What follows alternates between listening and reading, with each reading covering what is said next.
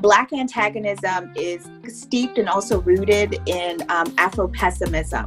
And the way that I like to think about it and the way that I treat it is that it's a kind of response to universal calls for an end to racism or an end to kind of anti-Black racism by emphasizing and focusing on white supremacy.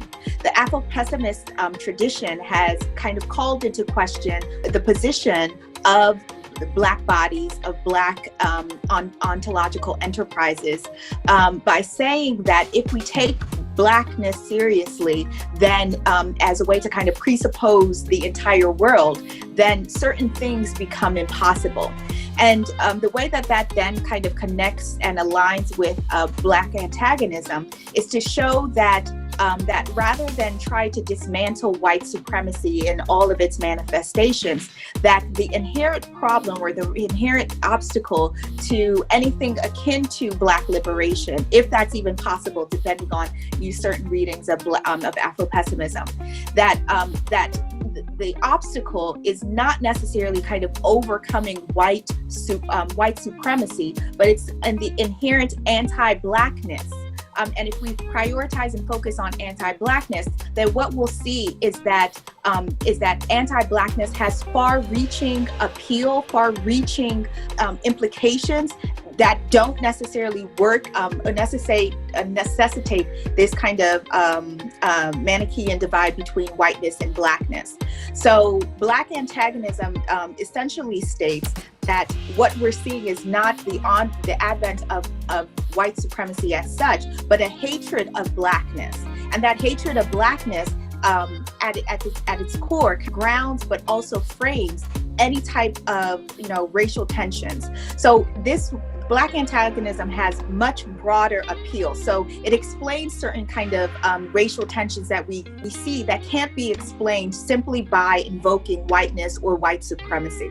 So in the way in which I think about it, it explains the situation in South Africa, where you were seeing the eradication and also violence focused on Nigerians or focused on other Africans. That in a way can be read as is involving whiteness, but I think that it's in a deeper way. It kind of really talks about this anti-Blackness, a kind of this Black antagonism, or it explains the consumption skin whitening cream in both Caribbean and also African nations. That's not actually an embrace of Western European ideals and values, but it's more so a rejection or a hatred of Blackness. And so Black antagonism tries to kind of capture what is left when we only focus or direct our political tactics and our political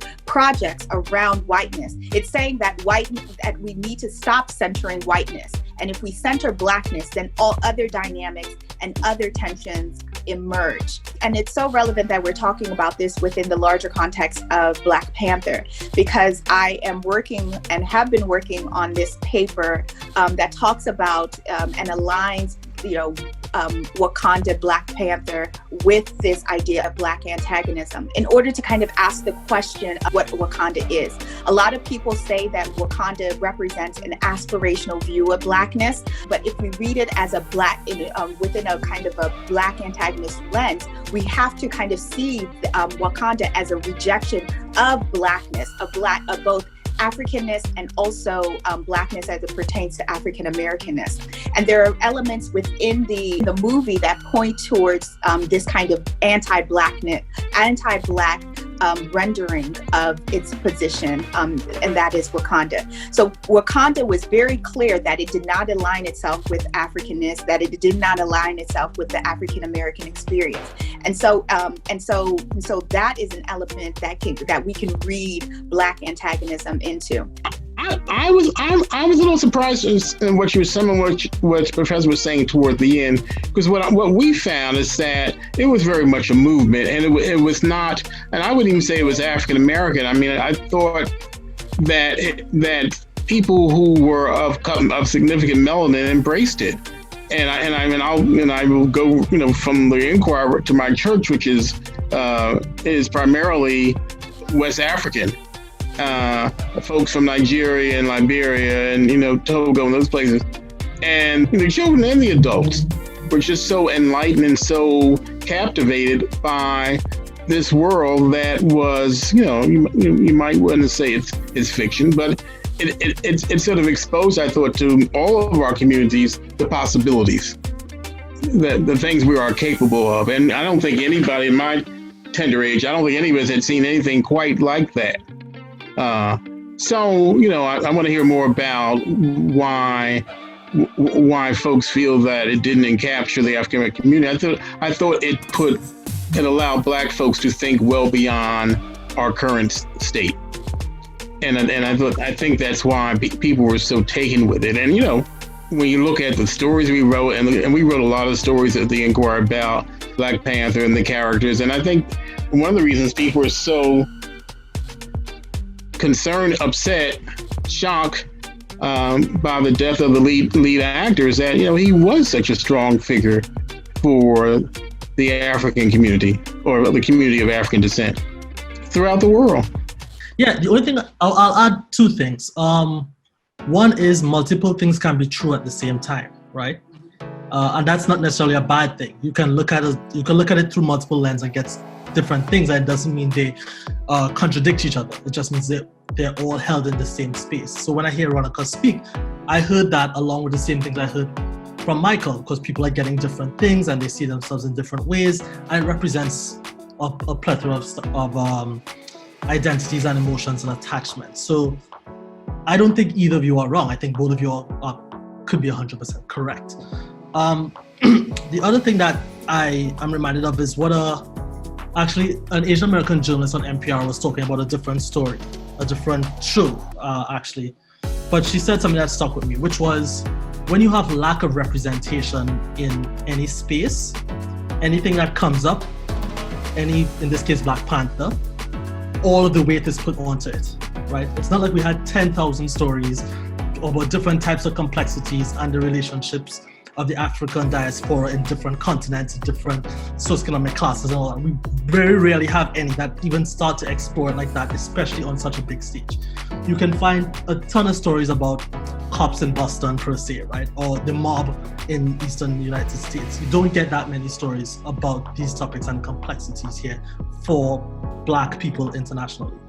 So I feel like this movie has that as well, right? Like if this movie was part of a ton of other movies of that same scale exploring that same topic, you can really start doing a really compare and contrast of how it treated the African American representation in that movie versus the African or the Wakandan, because it wasn't even an African representation really, it was the Wakandan specific representation, and juxtapose that to something else and juxtapose that to something else. So this movie is doing a lot of heavy lifting, and it will be sliced and diced, not because it shouldn't be, but just because it's almost the only one there, or one of very few there to begin with. There are a few things, that I would like to kind of point out within that vein. I completely agree with you that it's both and the complexities is what I think that this movie does well, and why I think that that it's deeper, that there are more conversations that need to be had around this movie.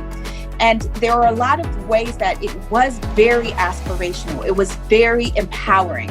It was, it had a lot of positive messaging.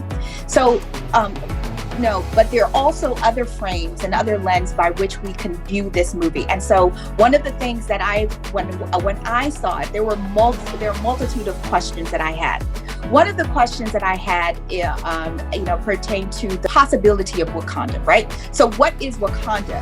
And Wakanda is this fictional place that occurs outside of history, right? So the only way that we can attain this aspirational view of Blackness, this Blackness that without the stain and the stigma of being Black and being a Black person in the world, is ahistorical, right? This is the only place that was not touched but also stained by the colonial experiment, right? So this is also why it was able to kind of achieve a lot of the technological advances and to do a lot of the things, because it lived outside of history. And so what that then translates to is that we, in order to kind of appeal to and achieve this aspirational view of Blackness, a Blackness that we can actually control the messaging, and a positive view of Blackness, then we have to kind of completely not only fracture but completely annihilate and rupture history. Until those possibilities occur or at our disposal, then something like a Blackness that we aspire to is rendered impossible. So then the question then becomes, well, if we can't even aspire to that level of Blackness, because now we render it impossible because it's so historical, it's not even part of our time. Then we look at the kind of the specifics that were in the movie in terms of who was the villain. And the villain was Killmonger, right? Who represented a particular type of experience. You have to problematize what about Killmonger was so problematic. What did he represent within the larger scheme of like the historical context that was so problematic? And what he represented was the actual lived experience of what it means to be Black. And if the rejection, or if the villain, and if the kind of the thing that we must resist, we must react to, but we must eliminate. Because there's one way in kind of saying that, why was it that, and I forget the white male character's name in that movie, why when he was injured was he saved, but Killmonger is so irredeemable in his Blackness, in his type of in his version of a liberatory Black future, that he had to be completely annihilated and dismissed. And so you have those elements at play. And what I'm most concerned with is how it then shapes the racial imaginary in terms of how we imagine and think of Black liberatory futures. How do we think and write this future? And what are the sources that we hold on to in order to inform this future that we're all working towards?